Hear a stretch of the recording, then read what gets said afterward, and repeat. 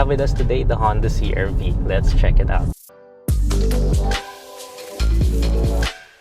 The Honda CR-V is known as one of the world's first modern compact crossover SUVs.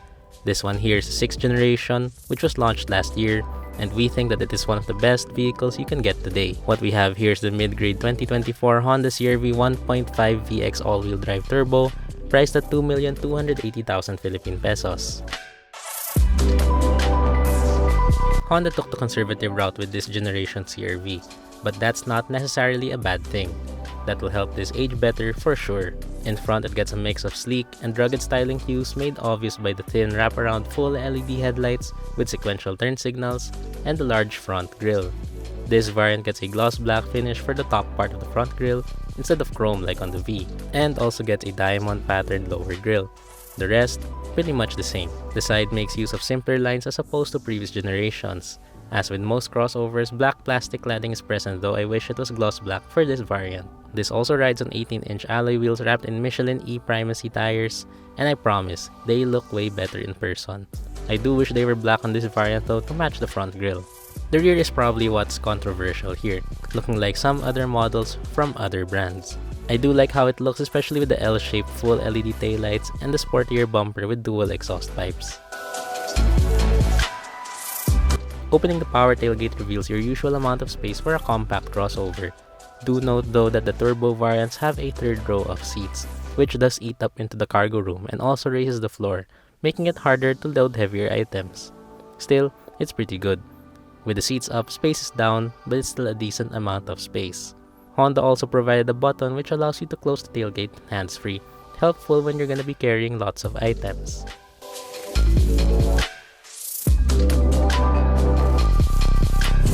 And now we're inside the Honda CR-V VX all-wheel drive, and if you look compared to other variants, this is very similar. So very minor differences, just the trim and some other few stuff. And before we talk about everything else here, I actually don't have the key fob with me. I left it at home.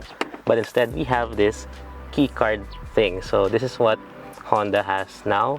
And it also goes with the key fob, but again, I don't have that here. And you can use this to access the vehicle and to start it. So push button start, of course.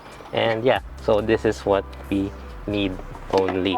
So anyway, talking about the interior again, it's very similar to what we'd find in the Honda Civic. So it follows Honda's latest design philosophy. It looks very good. I do wish it was a bit more different compared to the Civic, but yeah, it does look very good. It looks very premium. It's very simple, which I like as well. And we have that grill for the aircon over there that looks very nice. Then materials are all soft touch plastics here on top of the dashboard. That's all really nice. It feels very solid, also very well built. And we also have this faux wood trim exclusive to this VX variant. Then materials are similar here in the door panel, so we have loads of soft touch plastic materials. We have our faux wood trim, again some piano black as well. There's also mood lighting here, by the way, and of course leather for the armrest. And then for our steering wheel, we have this very nice 3-spoke leather wrap steering wheel. It's also very similar, if not the same, as the one in the Honda Civic. So I'm expecting lots of same pieces because they are platform mates. So anyway, yeah, so very nice steering wheel over there, very thick rim, which is very good as well. Then we have our controls for audio on the left and our controls for our Honda Sensing on the right. Then what I do think is the problem with this car is the horn, because it just sounds so dinky, it sounds so funny, it sounds like a clown horn. It doesn't match the aesthetic of this vehicle. So if I'd buy one, the first thing I'd change is the horn, definitely. And also the steering wheel is tilt and telescopic, by the way, so very good amount of adjustment over there. And then we also have some paddle shifters there for manual shifting while driving. Then you'll also see here that we have a fully digital instrument cluster, so that does show us plenty of information such as our trip computer, our compass, even a driver attention alert, the 4-wheel drive display, and lots of other information. So very helpful over. It's also customizable, so you have options of 2 display types, so you'll see that right now. And then we also have here our different audio information for our infotainment system. Also in the middle, you'll see that we have the tiny Honda CR-V in the middle. It shows you when your headlights are on, or just your park lights, even your turn signals and hazard lights. So I actually really like that. It's actually very cute. It also shows you the different vehicles around you, motorcycles, trucks, cars, it shows you that when you are using adaptive cruise control. So that's very neat. It's a very cool function to see over here. And then here in the center, we have a 9-inch touchscreen infotainment system. It's much smaller than what we usually see in other newer vehicles today, but I don't mind at all. I'd rather have a very well functioning infotainment rather than a large screen, and that's exactly what this is, a very well functioning screen. So it's very responsive, everything is where you'd expect them to be, and everything is very easy to find. There is no difficulty at all in finding how to control things, how to do this and how to do that. That's what Honda has done here. It's very good, and it also has wireless Apple CarPlay and Android Auto. So thankfully, this is not one of those cars that the wireless CarPlay keeps disconnecting, especially because this doesn't offer wired connection option. So that's all good over there. And also what I like about this is that we have our physical buttons here in the left for our home button and a back button, and also a volume knob over there. Very small but very handy to use as always. And then also some seek buttons over there. And also this screen shows us our lane watch camera, so when we're driving you can see that over there. And also our 360 camera. So this Honda finally has a 360 camera. They now offer that here in the screen. Although the resolution for both of those are not the best, I do wish they could be improved, but they do function really well. And then below we have our dual zone automatic climate control with our physical knobs and buttons. And of course, this gets Honda's very nice sounding knobs, very nice feeling with the clicky sound over there. That's all really nice. We have some physical buttons as well, and they do function very good. Then moving further down, we have two USB ports, one USB-A, one USB-C, and a 12-volt power outlet as well. Then further down, we have some storage for random stuff over here, and also a wireless phone charger. Then here in the center console, our traditional gear shifter. So Honda has gone back to using a normal gear shifter rather than the previous generation's push button selector. Although I did like that one. That's one of the few cars that I like the push button selector. This one does feel very tactile, feels very nice. Then right next to that, we have our Econ mode.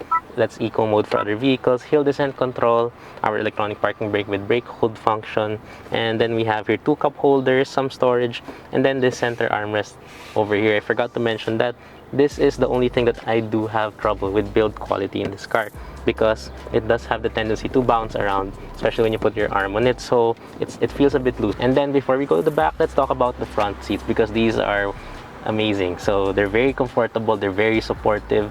The leather material they used here is very good. It has some perforations and a pattern as well that makes it feel more comfortable. And also the power adjustment here is plentiful, and we have memory function as well. So you won't have any trouble if you have to switch drivers frequently. There is memory function on the door panel.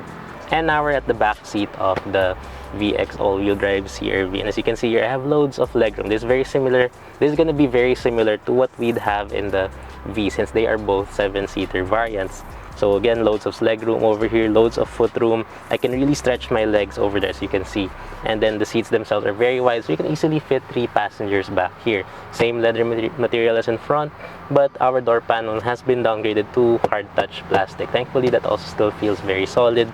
Then we also still have that faux wood trim on the door panel, that piano black, and leather for the armrest. So that is all nice. Then if you do want to give more room for the rear passengers, you can always slide the seat forward. And as you can see, with it slid forward, I still have a decent amount of space. No longer the best, but still pretty good. And you do have loads of adjustment over there. So that is plentiful. So you can see that I'm having fun with it. Anyway, so we have 2 aircon vents here in the middle, 2 USB ports, both USB-C by the way. And then we also have this light over here, which is currently on, but to turn it on and off, just tap the light itself. There is no button, there is no whatever function, just tap it and it will turn on and off. Then here in the center, we have our armrest as well with 2 cup holders there. Oh, and also I do wish that we had a panoramic sunroof in this variant to differentiate it with the base model, to make it similar, a bit more similar as well to the RS variant. But yeah, this is what we have over here. Honda did not give us that. And also in front, we have that conversation mirror, which allows the front passengers to converse with rear passengers without having to look around. So no one's going to be breaking their necks in this car. And now we're at the 3rd row of the CR-V VX all-wheel drive. So again, since this is the turbo variant, we do have a 3rd row of seats. And yeah, there's really not that much space over here. I'm 5 feet and 7 inches tall, and I do have the seat slid forward a bit, just like how I showed you earlier. Just enough space for the second row passengers to be comfortable. And in my case, I'm not really that comfortable. This is still best suited for children. It's very similar to what we'd get in our pickup based SUVs like the Toyota Fortuner and such.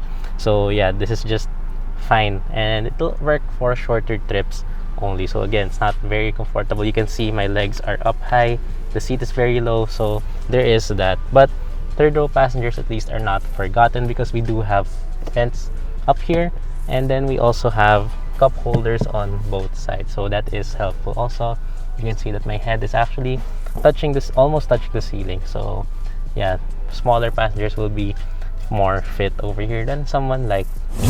And now we're driving the Honda CR-V VX all-wheel drive. So we have two turbocharged variants. This is one of them, and we have that hybrid. So this is the top of the line for the non-hybrid variant of the CR-V.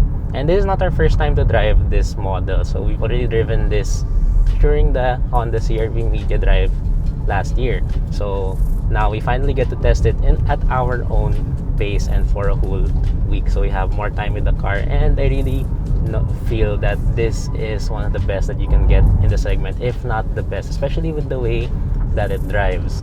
So first, the engine. This shares the same engine as the Honda Civic, Honda HR-V, and the Honda Accord. So it's a 1.5 liter VTEC turbo gasoline engine, and this produces 190 horsepower and 240 newton meters of torque compared to a CVT. So that's more horsepower than the Honda Civic and HR-V, and the same as the Honda Accord. And really what they've done here is just really perfect with the way how it performs. It's very responsive, the power delivery is excellent, so just put your foot down and the vehicle instantly gives you all that it can. So that's very, very nice. It feels really good as well.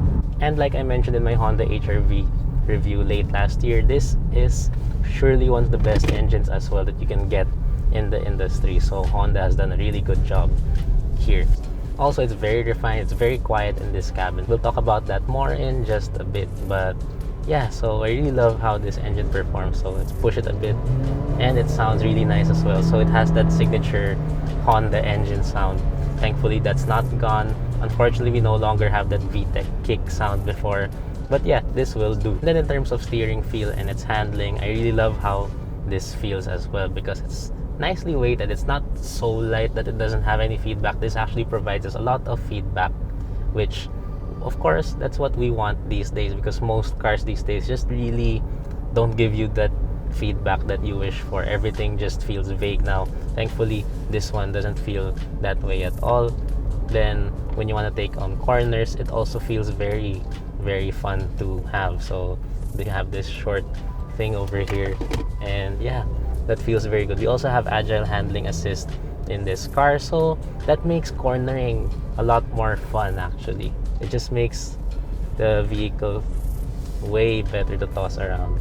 And yeah, body roll is not too bad. It's what we'd expect from a compact crossover. But yeah, overall it just feels very direct, which I really love. And despite it being a very fun to drive vehicle, it's actually also very comfortable to drive. So that's one great thing about this, because it offers both. It's the best of both worlds really. And yeah, Honda has done a very good job also when it comes to handling. And then going back to NVH insulation. So again, like I mentioned, it's very quiet in this cabin, so you won't have any annoying noises anymore. So before, Hondas were really known for being really loud when it comes to road noise, but now it's very quiet.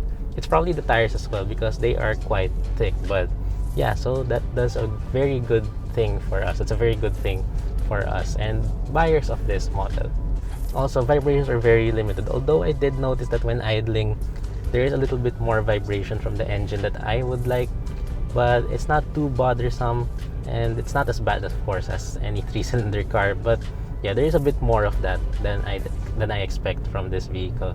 And then when it comes to ride quality, this feels a lot like the Subaru Forester, which I also reviewed last year. So it's also very well balanced. It is firm enough to make it a very very good ride. So it's not bouncy at all. It absorbs bumps really well, but it's also soft enough to make it very smooth, to make it very comfortable when you are taking on the worst of the worst roads. So roads like EDSA or any badly maintained provincial highway will feel like an expressway in this car.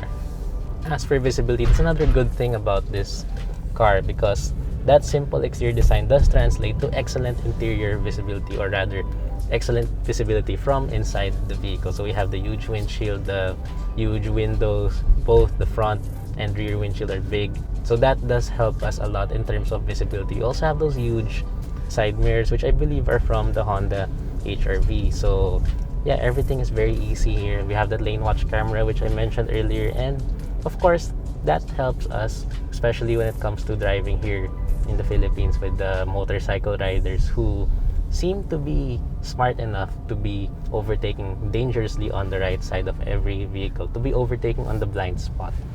So Honda checked the right boxes when it comes to visibility. Honestly, I do kind of miss the turbo diesel engine of the CR-V, but with the way this performs, I just really don't mind, and I just love the combination of this engine and the way this car rides. So yeah, overall this is really good.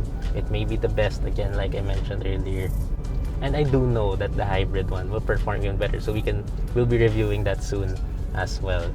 Anyway, before we end, let's talk about a few more stuff. So fuel economy is one thing that Honda has done really well over the past few years, and that's also the case here in the CR-V, which was known as a gas guzzler during its early years. So anyway, inside the city, we're able to achieve around 10 kilometers per liter in mixed conditions. So that's both light and heavy traffic. So that's really good. But on the highway, I was expecting that we could get a bit more. I only got 17 kilometers per liter and average speeds of around 90 kilometers per hour. So yeah, I was expecting we can go above maybe the 20, 21 kilometers per liter like the Accord and Civic, but that is not the case here. It's probably because of the all-wheel drive system, which also makes this vehicle heavier compared to those vehicles and other variants of the CR-V as well. But of course, that all-wheel drive system does translate to better handling. It does also translate to a more confident experience on the road. And finally, we have, of course, loaded in this car. All variants of the CR-V have Honda Sensing as standard, so the Advanced Driver Assist Suite is still one of the best. It's not as good as Subaru Eyesight, which I was already able to test finally, fully test out.